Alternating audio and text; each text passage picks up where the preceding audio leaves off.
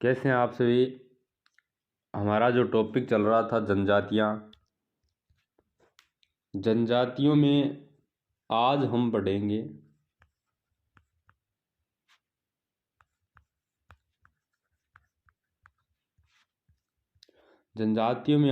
सहरिया।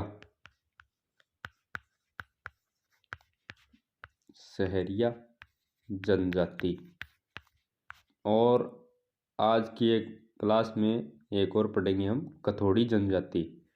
ये दो जनजातियां हम आज की क्लास में पढ़ने वाले हैं। ठीक है, तो आप अब हेडिंग डाल लीजिए सहरिया जनजाति।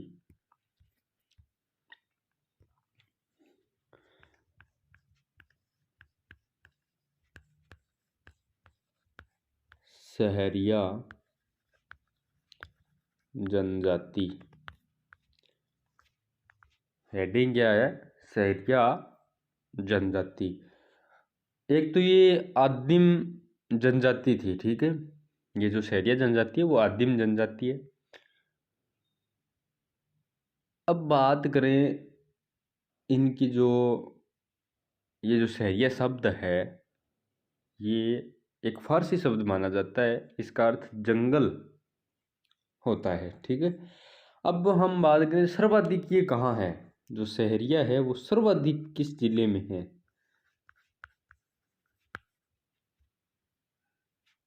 सर्वाधिक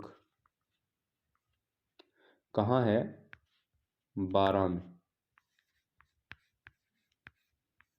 बारां, ठीक है। सहरिया जनजाति सर्वाधिक कहाँ निवास करती है? बारां के अंदर।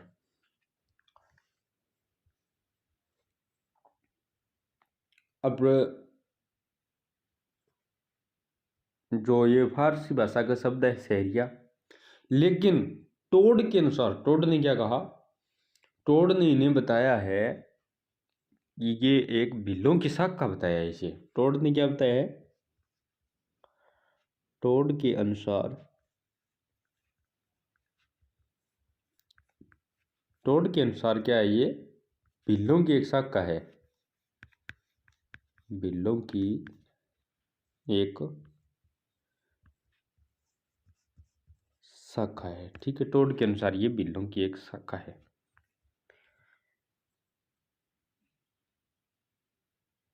जो सहरिया जनजाति है वो सर्वाधिक कहाँ पाई जाती है? बारां के अंदर। ये आदिम जनजाति है, इधर लिख लो आदिम जनजाति। आदिम जनजाति है। टोड के अनुसार ये भीलों की एक शाखा है। और टोड ने इस जाति के बारे में क्या कहा है? टोड ने सर्वाधिक जो वफादार जनजाति बताया है, ठीक है। वफादार जनजाति भी इन्हें टोड ने कहा है।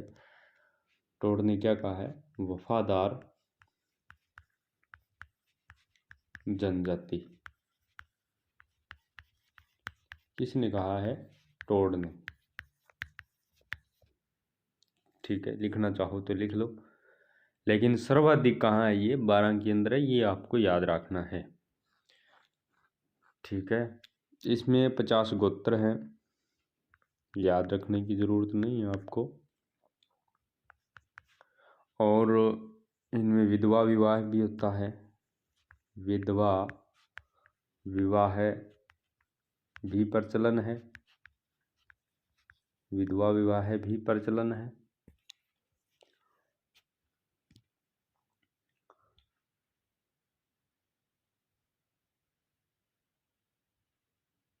अब बात करें हम इनकी शब्दावली की। शब्दावली,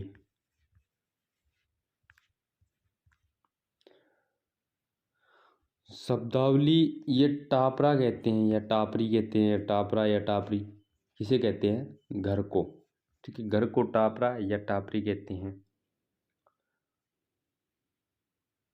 और गांव को कहते हैं ये सहरौल। शहरोल किसे कहते हैं गाँव को।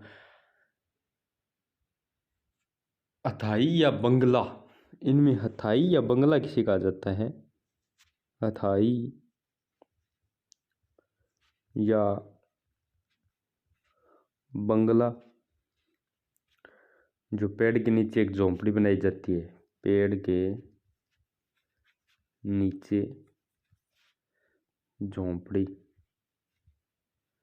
ये कोई नहीं पूछता, ठीक है, लेकिन फिर भी हम जनजाति पढ़ रहे हैं तो सभी बातें पढ़ लें तो ठीक है। इनकी जो कुल देवता है, शहरियों के कुल देवता, ये कुल देवता तेजा जी को मानते हैं, ठीक है, तेजा जी। और कुल देवी की बात करें, कुल देवी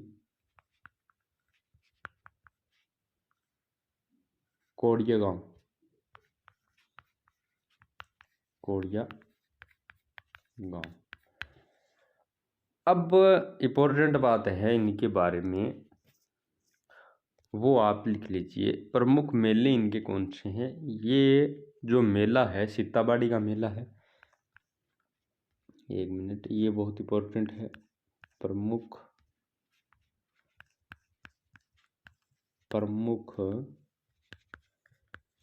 मेले, प्रमुख मेले,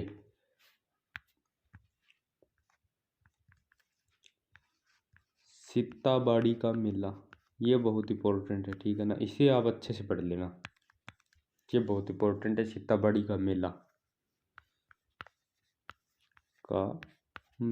सीताबाड़ी का मेला ये कहाँ है।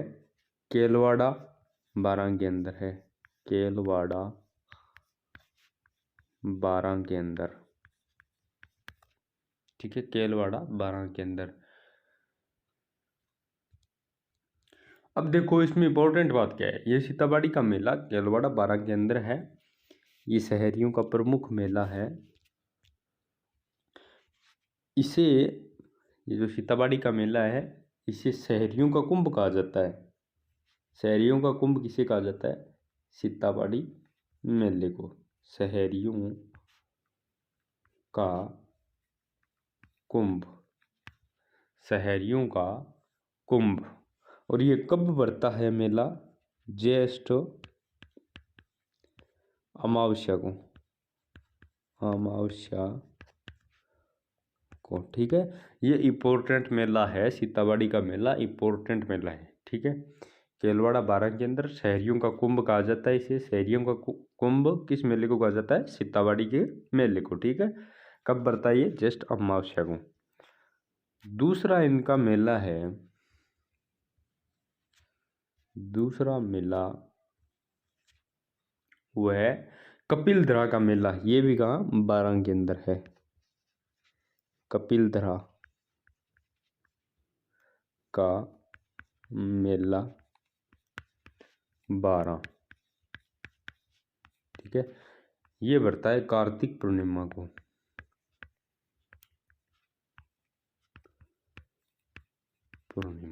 ठीक है।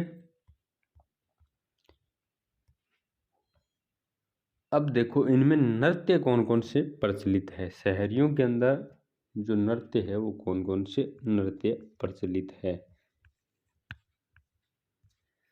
नृत्य,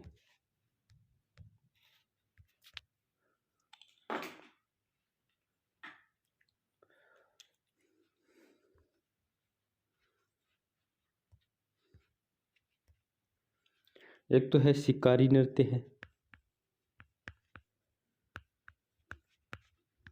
इंद्रवरी। इनमें बात हम करें तो नृत्यों में, तो नृत्य जैसे हमने पढ़े थे नृत्य, उनमें मैंने बताया है आपको कि ये ज़्यादातर इम्पोर्टेंट है, आप वो पढ़ लेना। ये तो हम यहाँ जनजातियों की बात कर रहे हैं, नोट्स बना रहे हो वहाँ लिख लो, ज़्यादा इन पर ध्यान देने की ज़रूरत नहीं है, ठीक है। कोई ज़्यादा इम्पोर्टेंट आता है वो मैं आपको बता देता हूँ, उसे आप उस पर आप ज़्यादा फोकस कर लिया करो, ठीक है।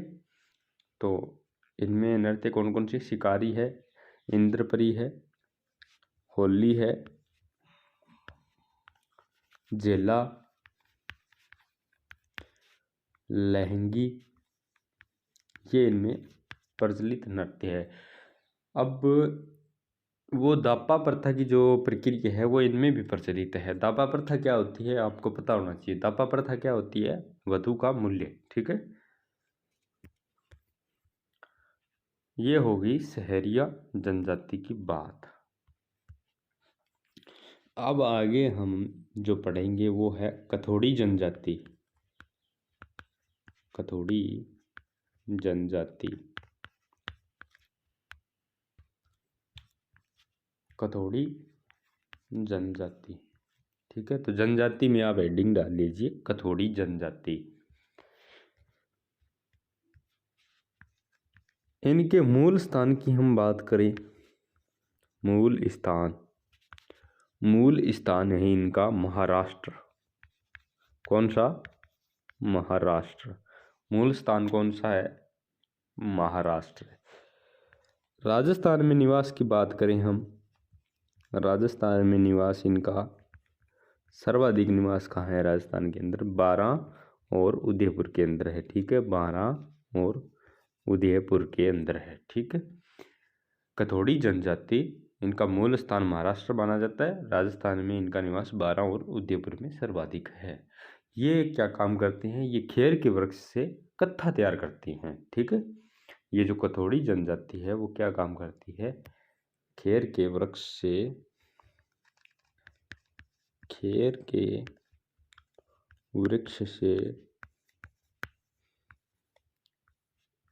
कत्था तैयार करती है। खेर के वृक्ष से कत्था तैयार करती है, ठीक है। अब बात करें इनमें, तो कथोड़ी जनजाति की जो शब्दावलियाँ, इनके बारे में पहले हम थोड़ी और बातें कर लेते हैं जो बची है। एक तो ये क्या करते हैं, ये आभूषण नहीं पहनते, नाम मात्र के आभूषण पहनते हैं अगर पहनती हैं तो। लेकिन इनमें माना जाता है कि अगर क्वेश्चन ऐसे आता है कि आभूषण ना पहनने वाली जनजाति कौन सी है, तो वो आपको पता होना चाहिए कथोड़ी जनजाति है, ठीक है। आभूषण नहीं पहनते,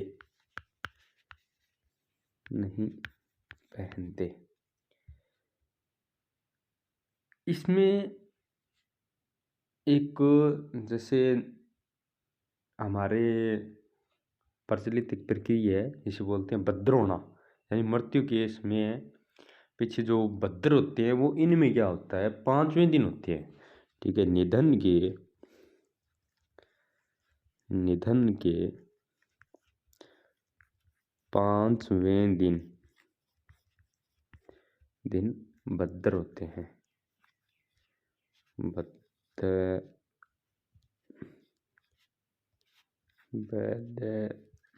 भद्र होते हैं, ठीक है।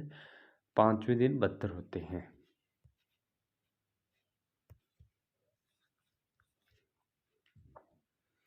निधन के 5वें दिन भद्र होते हैं। इनकी आराध्य देवी, ये आप याद कर लेना, आराध्य देवी और आराध्य देवता पूछे जा सकते हैं। यानी कथोड़ी जनजाति की आराध्य देवी कौन सी है? तो आराध्य देवी लिखो, आराध्य देवी कौन सी है? कंसारी देवी। कथोड़ी जनजाति की आराध्य देवी कौन सी है? कंसारी देवी। आराध्य देव की बात करें, इनके आराध्य देव कौन है? आराध्य देव डूंगर देव। कौन है? डूंगर देव। ये है कथोड़ी जनजाति की आराध्य देव और आराध्य देवी, ठीक है। अब देखो इनमें हम बात करें शब्दावली की।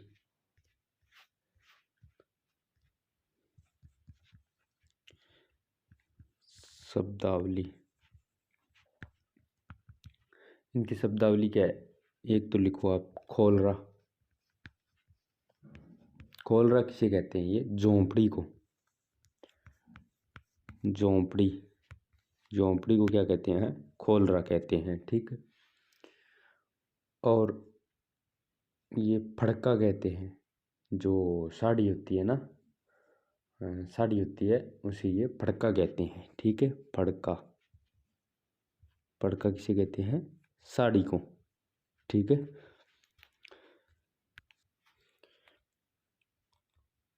अब देखो इनमें नृत्य की बात हम करते हैं। नृत्य, कथोड़ी जनजाति में नृत्य एक तो है मावलिया नृत्य, मावलिया नृत्य, लावणी नृत्य, लावणी नृत्य, होली नृत्य, होली नृत्य।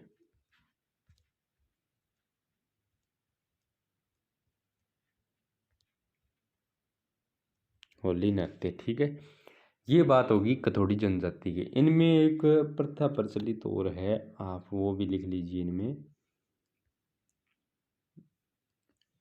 ये क्या करते हैं, ये सब को गाड़ते हैं। ठीक है,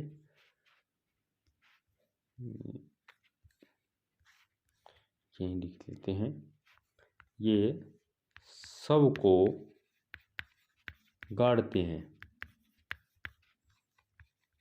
ठीक है, ये हुई कथोड़ी जनजाति की बात।